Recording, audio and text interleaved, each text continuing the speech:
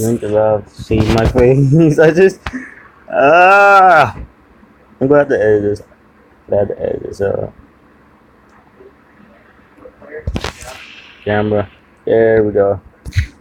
Camera disabled. Bye, boys. Let's get it. Now let's make this a little bit smaller. There we go. No harm feelings, right, fellas? Felines. Sorry, guys. I'm just reacting to my video.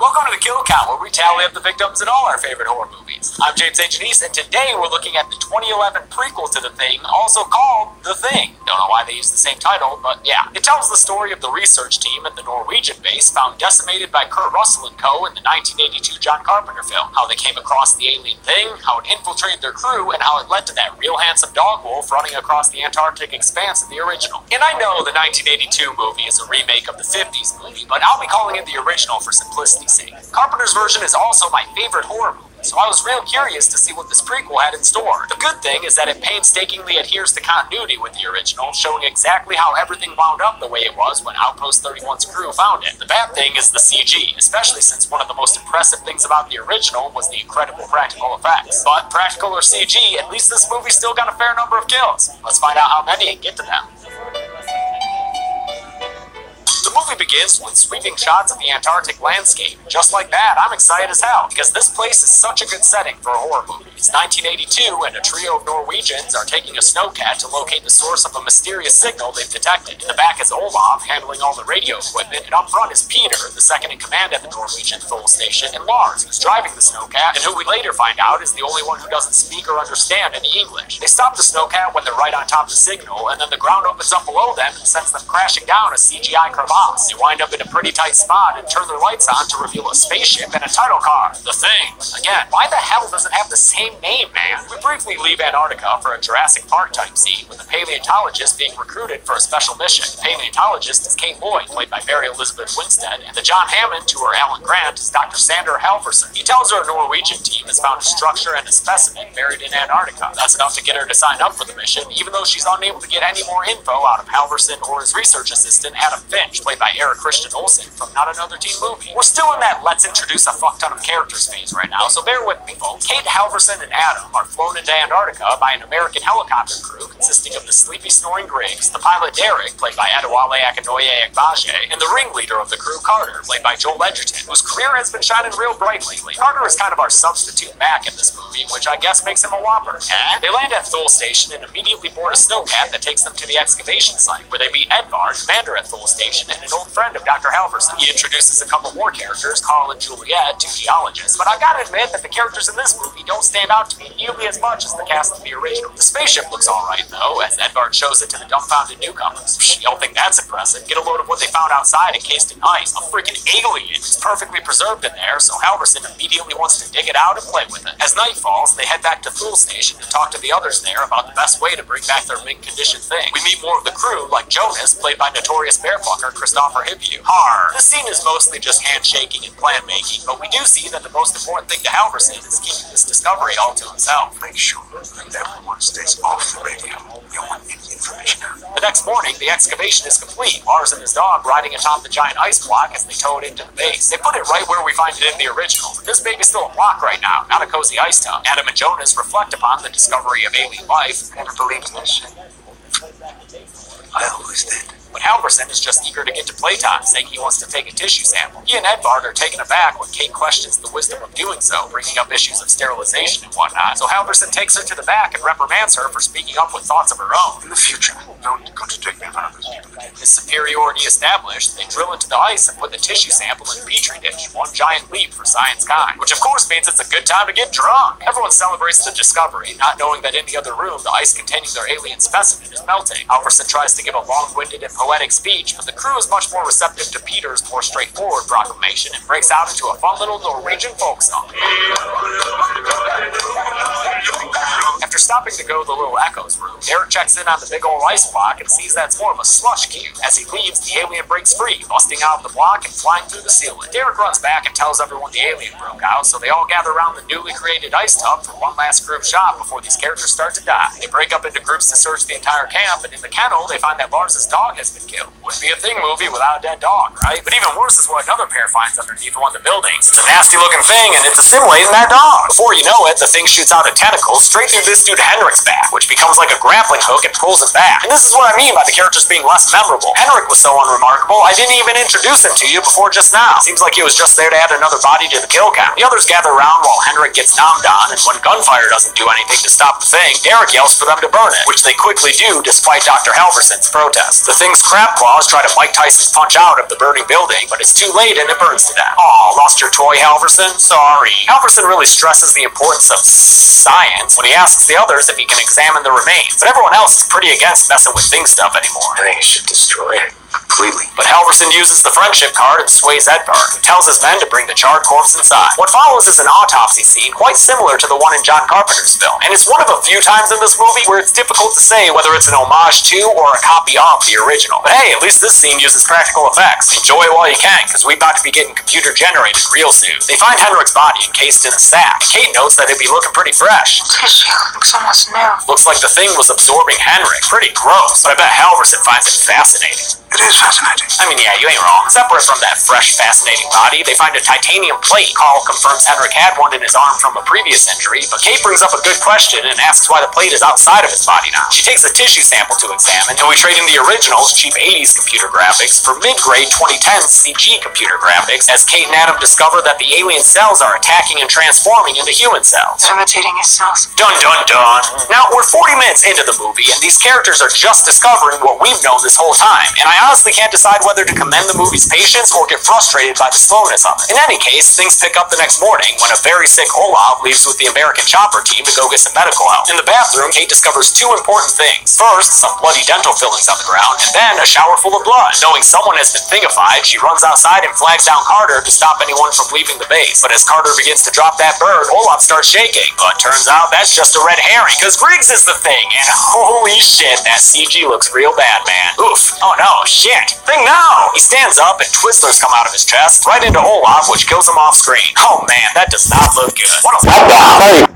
He looks real bad, man. Oof. Oh no, shit. Thing Carter begins to drop that bird, Olav starts shaking, but turns out that's just a red herring, because Griggs is the thing, and holy shit, that CG looks real bad, man. Oof.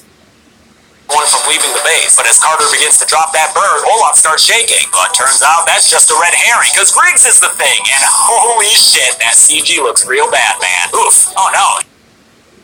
The base, but as Carter begins to drop that bird, Olav starts shaking, but turns out that's just a red herring, because Griggs is the thing, and holy shit, that CG looks I keep looking away. Carter to stop anyone from leaving the base, but as Carter begins to drop that bird, Olav starts shaking, but turns out that's just a red herring, because Griggs is the thing, and holy shit, that CG looks real bad, man. Oof. Oh no, shit. Thing now! He stands up and Twizzlers come out of his chest, right into Olav, which kills him off screen. Oh man, that does not look good. What a letdown. Sorry you couldn't have been killed by OG thing, Olav. Kate and Edvard watch as the helicopter spins out of control and crashes behind a mountain range. They can't go out to look for them because their only other chopper is refueling at another base, and it turns out the radio's dead too. Wait, who's this guy? What, another nothing character? Yeah, his name's Colin. He's English. Radio's dead. He's fucking dead. Kate goes back to the water closet and finds a freshly cleaned shower stall, meaning a thing person must still be at the base. Edvard finally tells Halverson to go fuck himself so they can bring in outside help, but Kate tells him nobody should leave, which pisses off Edvard. I make decisions about this camp. I know, Edward. Yeah, she knows Edvard. She tells everyone there the other things she knows too. The replicating cells, the dental filling she found on the ground, and the case of the mysterious bloody shower. But Edvard ignores her anyway and takes Colin and Lars to leave. I wish these people acted as rationally as the characters in the original. Juliet offers to help Kate by showing her the keys to the base's vehicles, but when Kate is looking through a drawer for them, Juliet begins to transform right behind her. We can put Juliet on the list since she's a confirmed thing, and while her transformation is mostly CGI, it doesn't look all that bad. I can get down with this one. It's way better than Griggs and his face cracking open. Kate runs away, and the Langolier-looking thing chases after her, running straight into Carl and impaling him through the chest with one of its claws. Sorry, Carl, but hey, at least he had a few lines before he died. Peter dons a flamethrower, and Kate opens the door so they can watch for a little bit Juliet thing feed on Carl in a strangely erotic way. Peter torches the thing, and despite it attempting to put itself out in the kitchen, he perseveres and successfully puts it down with the flames. They toss the bodies in a pile and burn them all up, and Kate gives a speech pretty much exactly like Max from the original. Could be any of us. Oh well, maybe that's it for things it takes from the original. So we take blood samples from everybody, and we test each one of them. Come on! They determine no one should leave the base, and someone could be a thing just like Juliet was, so Lars and the real girl disable all the vehicles, and he also shows her a secret stash of grenades. Handy. On their way inside, they spot a couple of figures limping towards the camp. Turns out that Derek and Carter survived the helicopter crash, which Peter finds unbelievable for any human being, so he wants to burn them without a trial. Kate convinces him to instead quarantine them while the science shit gets underway. But oh no, looks like there's a fire and all the science shit is burning up. It's an obvious case of arson, so you know what that means. Saboteur! Colin tries to get himself more screen time by accusing Adam of being the guilty party, but before a full fight breaks out, Kate interrupts them. There might be another way. So yeah, they don't actually do another blood test. Thank fuck, since all this copying from the original was making this movie feel like The Thing awakens. Their alternative to the blood test is to check for fillings. Metal in your mouth means you ain't no thing, since things can't replicate inorganic material, judging by that titanium rod found outside of Henrik and the dental fillings found on the bathroom floor. The interesting thing about this blood test alternative is that it can provide false since things can't replicate inorganic material, judging by that titanium rod found outside of Henrik and the dental fillings found on the bathroom floor. The interesting thing about this blood test alternative is that it can provide false positives, as Adam points out. I'm gonna get killed because I floss. At the end of the test, only Peter, Jonas, Kate, and Lars are for sure human. The potential things are Halverson, Edvard, Adam, and Colin. Kate tells Jonas and Lars to go get the Americans so they can test them too, but when they get there, they find the Americans missing, having escaped captivity through the floor. Lars runs off to find them, but gets pulled into a building as Jonas watches. Edvard and Halverson are upset about the recent shift in power, so they try to convince Peter, armed with a flamethrower, that the threat is the Americans outside, not his Norwegian bros inside. Jonas arrives with the news that the Americans escaped and took Lars, but all the screaming and shouting is put on pause when they hear a window break. It was the Americans breaking in, and Carter sporting a flamethrower of his own. When Edvard goes Mad King and tells Peter to burn them all, Derek whips out Lars' gun and shoots Peter right through the head in self-defense. That seems really familiar. Where have I seen that before? Oh yeah! The bullet also pierced Peter's flamethrower, so that whole thing blows up and tosses Edvard across the room, knocking him unconscious. Carter and Derek take control of the situation and have Jonas and Colin help Edvard into the rec room, but while they're carrying him, his hand slips out of his shirt and becomes a thing arm! He slips a few fingers down Jonas' throat as Edvard sprouts a tentacle that whips around the room. It eventually impales Adam through the chest, and as he screams for help, the others take shelter behind a pool table. Derek tries to shoot the thing to death, but also gets impaled through the chest. There's a lot going on here, but I always like to count the deaths in order, and technically, the first one for me is Adam. Edvard thingifies further into a Doom 3 monster, then climbs on top of Adam. The Edvard head snuggles up next to Adam's, and the two begin to merge, ending Adam's life as they become the two-headed. The first one for me is Adam. Edvard thingifies further into a Doom 3 monster, then climbs on top of Adam. The Edvard head snuggles up next to Adam's, and the two begin to merge, ending Adam's life as they become the two-headed thing found in the original. That thing, sometimes known as Splitface, crawls away, and the next to go on the count is Jonas, who's been getting face-fucked by that thing arm this whole time. A detachable hand running around on its own, kinda like the one from the Addams Family. What was its name? No, I forget. Anyway, Kate torches both of them, and that's that. Finally, Derek succumbs to his chest wound as Carter tends to him, giving us yet another kill from this scene to add on the list. Carter leaves the room and leaves Kate to flame on. The two of them team up to go thing hunting, and during their search, the movie decides that it's done pretending Colin is a real character, and we see him alive for the last time, hiding in a radio room. Dr. Halverson is also hiding, but since he is a real character, he's not forgotten so quickly. The thing tracks him down and charges after him, killing him just off screen on the ground. Always a bummer. The last time, hiding in a radio room. Dr. Halverson is also hiding, but since he is a real character, he's not forgotten so quickly. The thing tracks him down and charges after him, killing him just off screen on the ground. Always a bummer when you don't see the villainous character killed more explicitly. After hearing Halverson's screams, Kate and Carter are attacked by more thing arms, but they stop them using a fire axe and Kate's trusty flamethrower. Carter's axe is right where Mac and Copper would find it in the original, so Kate's all like, Don't touch it. we need to leave it for continuity. They look around some more before Splitface jumps out and attacks Carter. Carter runs away and hides in the kitchen for another scene that makes me think of Jurassic Park. Not sure which I'd rather fight, a thing or a velociraptor. When the thing finds Carter, it howls at him and charges him, but Kate appears just in time to light it ablaze. It crashes through the wall in a shot referencing both the Carpenter movie and the 50s version and lands outside. Kate follows through and torches it further, finally putting an end to it in the same place Mac and Copper would find it later. They see a snowcat take off, and driving it is Halverson, who they correctly assume is the thing. They somehow fix one of the other snowcats and start her up to give chase, Kate bringing along one of those grenades that Lars lighted ablaze. It crashes through the wall in a shot referencing both the Carpenter movie and the 50s version and lands outside. Kate follows through and torches it further, finally putting an end to it in the same place Mac and Copper would find it later. They see a snowcat take off, and driving it is Halverson, who they correctly assume is the thing. They somehow fix one of the other snowcats and start her up to give chase, Kate bringing along one of those grenades that Lars had shown her earlier. Hey, speaking of him, What happened to Lars? We didn't kill him. oh, okay.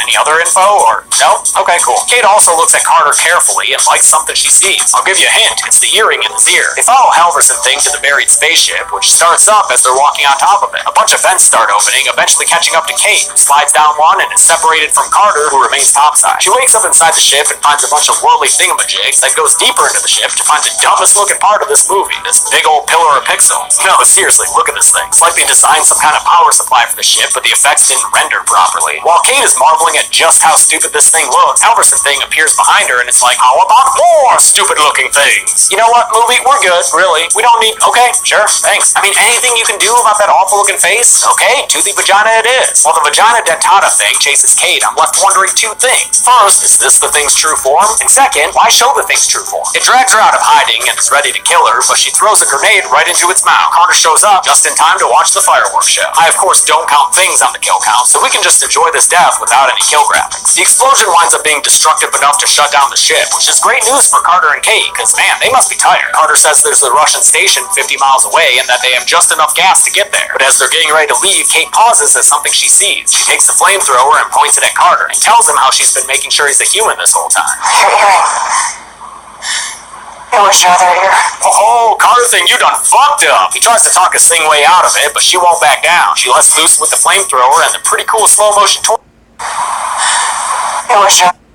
They're getting ready to leave, Kate pauses at something she sees. She takes the flamethrower and points it at Carter and tells him how she's been making sure he's a human this whole time. Your earring. It was your other ear.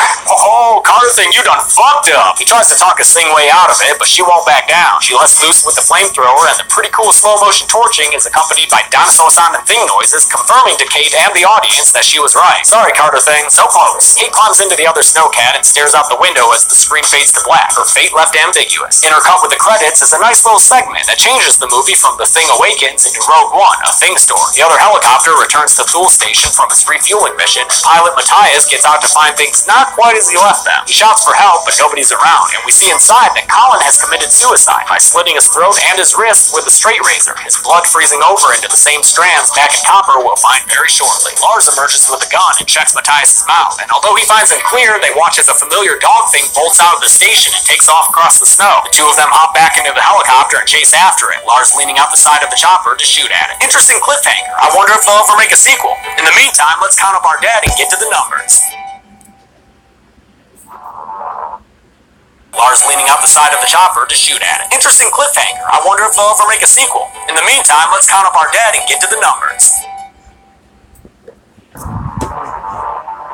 13 people died in the Thing prequel, one more than in the original. The gender breakdown was 12 dudes and 1 lady, a skosh more diversity than the original's all-dude big list. At a runtime of 102 minutes, that comes out to a kill on average every 7.85 minutes. I'll give the Golden Chainsaw for coolest kill to Juliet. Her background transformation is a cool moment in the film, and although it's obviously CG, it doesn't look downright awful. Dual Machete for lamest kill will go to Derek, who just got tentacle stabbed and died from blood loss. Could have done more with that one thing. And that's it. The Thing prequel came out in 2011 and remains the only feature